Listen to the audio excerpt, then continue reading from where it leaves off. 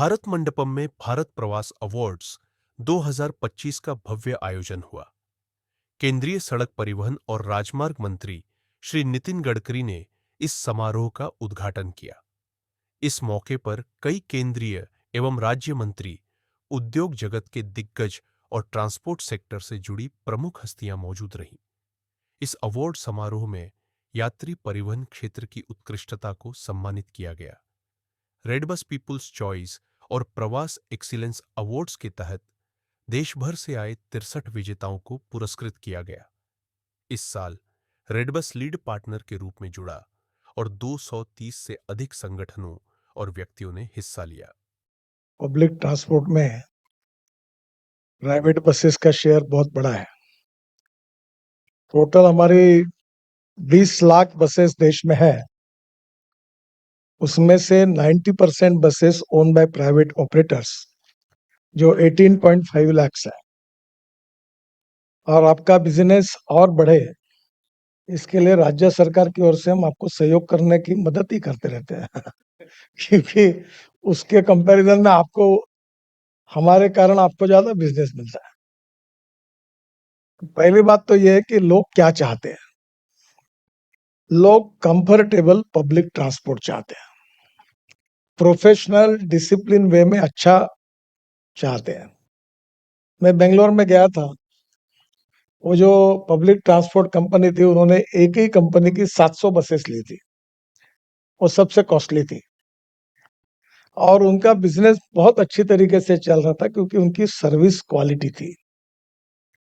जैसे धीरे धीरे अच्छे कंफर्ट्स, अच्छी बसेस, उसके लिए अभी हमने ये हाथोड़ा लेकर जो बस बॉडी बनती थी, इनको मैंने बहुत अवसर दिया और मैंने कहा कि वर्ल्ड स्टैंडर्ड बनाने के लिए आप भी आपकी इक्विपमेंट वगैरह बनाकर अच्छा करिए। काफी एक्सीडेंट्स हुए, अंगार लग गई स्लीपर कोच में और लोग मर गए। आखिर हमने नया बस कोड इंटरनेशनल स्टैंडर्ड का निकाला है, उसको लागू किया। अब इसके बाद उसी स्टैंडर्ड की बसेस बनेगी। तो एक तो पहली बात है कि क्वालिटी सर्विस और कंफर्ट्स, ये बहुत इंपॉर्टेंट है। आप कॉस्ट सेंट्रिक मत रहिए, क्वालिटी सेंट्रिक बनिए। और क्वालिटी सेंट्रिक बनने के लिए आपको प्रोफेशनल सिस्टम स्वीकारनी होगी।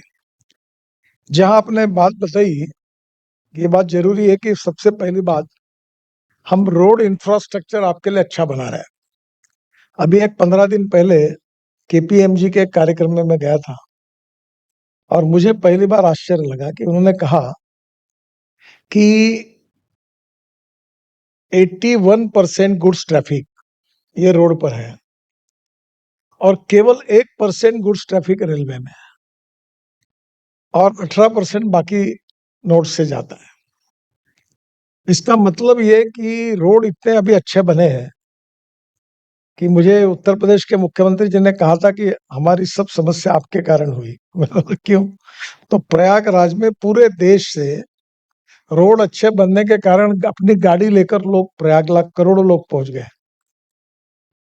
तो पहली बात तो रोड इंफ्रास्ट्रक्चर अच्छा बना है। अभी दिल्ली से मुंबई पूरा हो रहा है, चेन्नई से बेंगलोर 2-4 महीने में पूरा होगा, इस मई दिसंबर तक।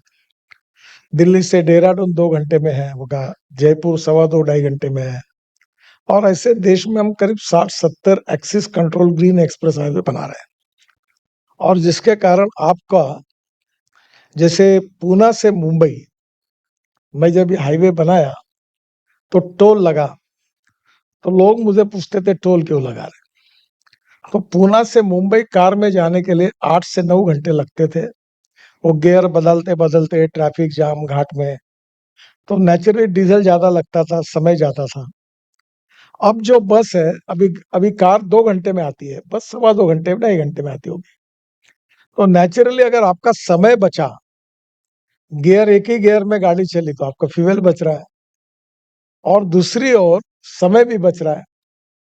तो अभी इसमें आईएम कलकत्ता, आईएम बेंगलोर और आईआईटी कानपुर और आईआईटी चेन्नई ने एक अध्ययन किया कि हमारे देश में जो लॉजिस्टिक कॉस्ट 16% थी, अब उन्होंने ये कहा कि अब ये 6% कम हुई है। और इसका मतलब जो है कि रोड में फ्यूल और अच्छे रोड दोनों के कारण कॉस्ट कम हुई। चाइना में 8% है, यूरोपियन कंट्रीज में 12% है और इंडिया में 16% थी। अभी वो 10% आई उनका कहना। मैं विश्वास के साथ बताता हूँ कि दिसंबर एंड तक ये कॉस्ट सिंगल डिजिट यानी 9% पे आएगी। तो इस